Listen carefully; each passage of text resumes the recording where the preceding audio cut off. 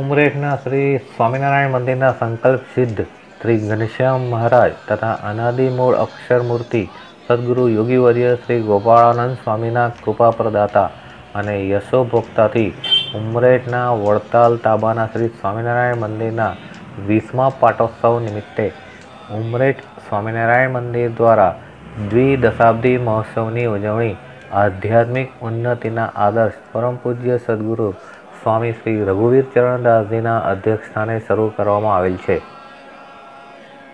સમગ્ર દ્વિદશાબ્દી મહોત્સવ દરમિયાન વડતાલ તાબાના શ્રી સ્વામિનારાયણ મંદિરના સંતો તેમજ મહંતો વિશેષ ઉપસ્થિત રહ્યા હતા અને પોતાની દિવ્ય વાણીનો હરિભક્તોને લાભ આપ્યો હતો.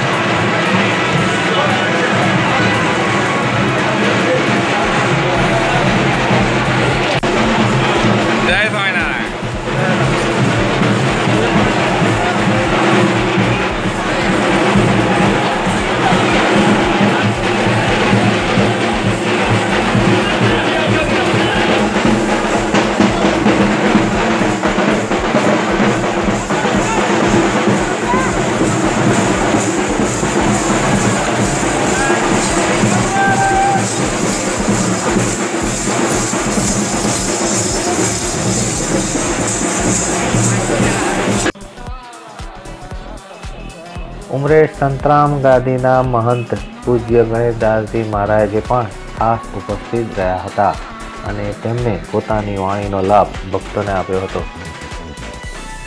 દ્વિદશાબ્દી મહોત્સવ નિમિત્તે શ્રી સ્વામિનારાયણ મંદિર દ્વારા તારીખ 24/3/2019થી તારીખ 30/3/2019 સુધી સ્વામી શ્રી હરિગુણદાસજી મહારાજના વક્તાપદે શ્રીમદ ભાગવત સપ્તાહ પારાયણનું આયોજન કરવામાં આવ્યું છે. ઉમરેઠ શ્રી સ્વામિનારાયણ મંદિરના દ્વિદશાબ્દી મહોત્સવની શરૂઆત પરંપરા મુજબ પોથી યાત્રાથી કરવામાં આવી હતી.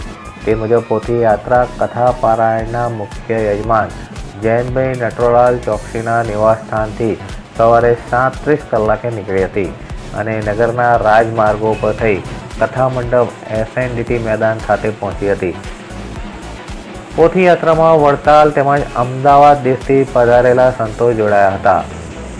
યાત્રામાં બેન્ડ તેમજ ઢોલ નગારા સાથે નીકળેલ પોથી યાત્રા નગરનું આકર્ષણનું કેન્દ્ર બની હતી. ત્યારબાદ સવારે 10 થી 1 કલાક સુધી સર્વરોગ નિદાન કેમ્પ તેમજ બપોરે 3:30 કલાકે ડ્રાયફ્રૂટના અન્નકૂટના દર્શનનું આયોજન કરવામાં આવ્યું હતું. કથા પહેલા રાષ્ટ્રધ્વજને સલામી આપવામાં આવી. પહેલા દેશ પછી ધર્મ. જો દેશ સલામત હશે તો જ ધર્મ સલામત રહેશે. છેલ્લા વર્ષો દરમિયાન દેશના ખૂણે ખૂણે રાષ્ટ્ર ભાવનાની ચેતના જાગી છે અથવા પ્રબળ બની છે. શ્રી સ્વામિનારાયણ મંદિરના દ્વિદશાબ્દી મહોત્સવ પ્રસંગે આયોજિત શ્રીમદ ભાગવત સપ્તાહની શરૂઆત પહેલાં સંતોએ રાષ્ટ્રધ્વજને સલામી આપી રાષ્ટ્ર ભાવનાનો સંદેશ ફેલાવ્યો હતો. મંદિરના ગુરુ રઘુવીર ચરણદાસજીએ રાષ્ટ્રધ્વજને સલામી આપી હતી.